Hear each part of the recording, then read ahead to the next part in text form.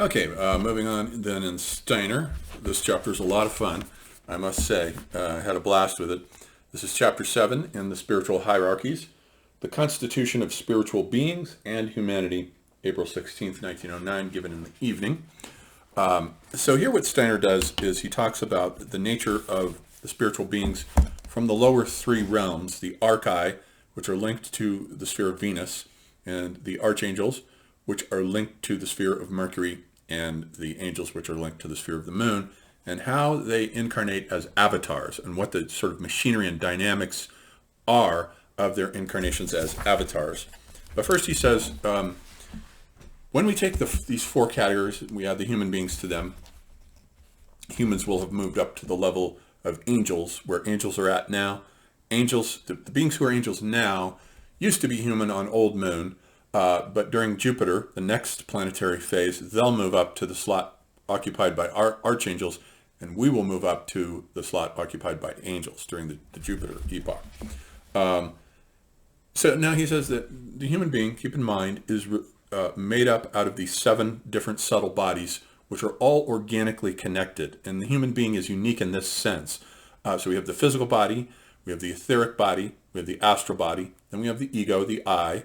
Then above that we have the manas, or spirit self, the buddhi, or life spirit, and the atman, or spirit body. And he does not mean by spirit body what the Hindus mean by atman, which is, I've said before, is a white flash of infinity. So he's using the terms, he's borrowing the terms, but he's not bringing their connotations with them. He's reterritorializing them. So that they're all connected. So there's 7 aspects of the subtle body there. But now he says, when we take the sphere of the angels, and he's drawn a little diagram. I wish I had the chalkboard drawing. Rudolf Steiner's chalkboard drawings, if you haven't seen them, are works of art unto themselves. And there's only one book, so far as I know, that has them collected, which was from an exhibition given in Berkeley way back when I was living there in around the year 2000, 2001. It's a very expensive book now. I think it goes for like $200 on Amazon. I wish I still had it. Somewhere I lost it in one of my moves. So angels now, there's a gap between their spiritual upper bodies and how they can manifest within certain elements on the earth. On the earth, they only have physical, etheric, and astral bodies, which can therefore, the angelic beings, these are, the angelic beings can be manifest in the 3 elements of fire, such as in lightning, let's say, or air or water. And their bodies don't have boundaries. The way humans think that bodies just have our epidermal outline as our boundaries. But an angel can exist in a waterfall and be several places within that waterfall. Or there can be many angels in various pools of water or in phenomena, storms in the atmosphere and so forth. So their bodies are diffused and dispersed, and those are the elements that they can manifest in. But now the next hierarchy up, the archangels only have on the earthly plane, their physical and etheric bodies. Their astral bodies are up above in the spiritual world with their higher faculties. And so down here they can only manifest in the elements of air and fire. They can't appear in water. Archangels cannot appear in water. And archangels, remember, are connected with the sphere of Mercury, the transposed Mercury. So then we have the archi, then, who only have physical bodies manifest down here on the physical plane, and they can only manifest in fire. So that's it for the archi, who are spirits of personality from the Venus world, children of Venus, as you said last time. So that's sort of the dynamics of the way these beings can manifest in the various elements. But they can manifest and did manifest, according to Steiner, as avatars during the historical epochs of the Lemurian epoch, the Atlantean epoch, and the first of the Post-Atlantean epochs, which is the Hindu-Indian epoch. And it's interesting how he does this. He says that he starts with archangels, the ones that, or rather the archi, the ones that are, so this is top down, the archi, the ones who are connected with Venus, were beings, as he said at the end of the last lecture, who during the Lemurian period could take on human form. And so they could manifest all the way down to the human physical body, etheric body, I'm sorry. They could manifest down to the etheric body, but not to the astral and the physical, the archangels. And they could act as teachers of humanity. They would look like normal persons, but they would be avatars of these archai, these zeitgeist spirits whose task is to link humanity as a whole to a specific age. And so they would have been addressed to humanity as a whole, these avataric beings, during the Lemurian period. And then so he says that during the Atlantean period, then, there would have been other beings. These would have been the archangels, or spirits of fire, who are connected with the sphere of Mercury, who then would have taken on avataric forms and manifested as far down from the physical body and the etheric body as well, physical and etheric bodies, for these beings, these archangel beings, who then were teachers, who in Manu, he says, was one of their primary teachers, who were linked with the various mystery schools. And we have seen in previous lectures, I think in my series that I did on his Egyptian myths and mysteries, how each one of these is the head in charge of one of the mystery schools that is linked with the 7 planets. And these beings would have taught the 7 holy rishis. So the rishis exist in the Rig Veda. I've forgotten their names, but they are associated, by the way, with the, Steiner doesn't mention this, they're associated with the stars of the Big Dipper, the 7 stars of the Big Dipper. And so now there's a principle that he develops here in a lecture cycle that he gives at about this time called the principle of spiritual economy, whereby he says that certain beings with highly developed etheric bodies, such as these archangels would have had, incarnate as avatars in human form, would not have lost their etheric bodies. They would have retained them because their etheric bodies were so special and valuable. When a normal human dies, the physical body disintegrates, and then on the other side, the etheric body, after a few days, like about 3 days, disintegrates, and then the astral body separates with the ego and prepares for constructing new bodies, new subtle bodies for new incarnational vehicles. But the principle of spiritual economy is such that when we get such highly developed etheric bodies as these archangelic beings would have had during the Atlantean period, leading people, they would have been preserved, and they can transmigrate to other individuals who can then inherit these etheric bodies.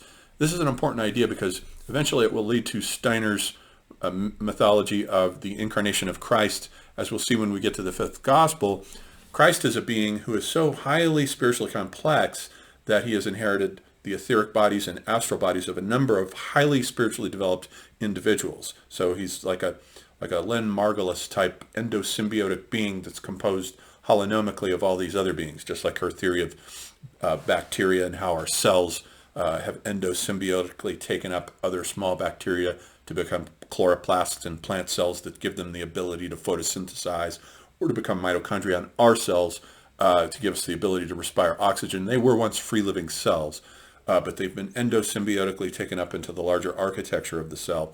Same thing here, as a kind of spiritual version of that certain individuals who are highly spiritually developed actually have inherited and enfolded in the etheric bodies and also astral bodies of other highly developed spiritual beings.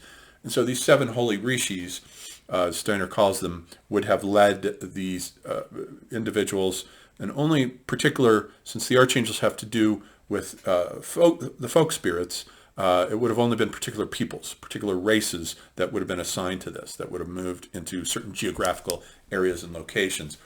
Then he says the angels, during the Post-Atlantean period, now the angels who are associated with the sphere of the moon, would have incarnated down into individuals and permeated all 3 of their lower bodies, and sold them, as he puts it. Their astral, their etheric, and their physical bodies would have been permeated to such a degree that these would have been very exceptional individuals. They would have looked like everyone else. You would look at them, and their outward physical form, he says, would just be Maya, because it isn't. They look like humans, but they have incarnate within them these larger beings. But he says now during the Post-Atlantean period, there are still beings. There are still 3 categories of beings who do have the archai within them, permeating their physical bodies, and these he calls Jnani Buddhas, Dhyani. These are Jnani Buddhas, these types of beings, whereas those types of human beings who still had incarnate within them archai, archangels, the next category down, permeating their physical and etheric bodies, would be referred to as bodhisattva beings. So these are bodhisattvas. These aren't the way these terms are used in Eastern philosophy. Bodhisattvas are something It's a whole different category. They're not human at all. But anyways, we'll stick with Steiner's mythology because it's so entertaining. And then finally, the ones who had angelic beings ensouling all three of their subtle bodies would be called Buddhas. As he said, there was not just the one Buddha, there were many Buddhas. And these are special beings who have these higher beings incarnate within them. So it's interesting how he develops this whole cosmology of these beings who are linked with planetary spheres that can then come down and incarnate within human beings, some within their physical bodies, some within their astral bodies, some within their etheric bodies, or all three of them, that make them more highly evolved beings. And this is why we revere such individuals, because they lead humanity forward. And those beings, those Buddha beings who have had angelic beings incarnated within them, are the ones who can awaken your manas, which is the spirit self. When the ego, does work on the astral body, recall it transubstantiates into the manas, which is the spirit self. And when that faculty is awakened within the astral body by the activity of the I, your past lives are visible to you. Or you can take a shortcut and do what I did, talk to mediums or do regressive hypnosis. I always break the rules. So these individuals who had angels incarnate in them could help teach and reawaken memories of past lives in other individuals during this first post-Atlantean epoch. So he's only talking about the Hindu epoch, the first post-Atlantean epoch. I do want to finish with one technical point about Steiner's dates, which I'd said in a previous talk, are every 2,000 years we get one of these post-Atlantean cultures because he's connecting them to the precession of the equinoxes, except that they don't map on precisely. The dates that he gives for each of these post-Atlantean civilizations, the Indian, the Persian, the Egyptian, the Greco-Roman, ours, and then the two to come, are basically every 2,000 years, but they straddle the signs of the precession, so that, let's say, and I'm going by the dates from Herta Foundation, as she gives them in her book Hamlet's Mill. The hardcover edition, only the hardcover edition, has on the end paper, when you open the cover, a list of the precessions, the dates, and the constellations. I wish those had been put into the paperback version because the hardcover is expensive now, but it's available online. She has from 7,000 to 6,500 BC, or thereabouts. We have the age of Cancer. The date that Steiner gives for the Indian civilization as the first post-Atlantic civilization is 7893 to 5733. So that overlaps with Cancer, looks like about 8 or 900 years before the precession into Cancer, overlapping it, and slightly overlaps with the precession into Gemini, which is 6,500 or thereabouts, maybe 6,000 to 4,500 or thereabouts. Maybe you could say it rounded off to 6,000 to 4,000, something like that. The dates are not exact because the constellations are not all the same size. So you want it to be neat, but it isn't.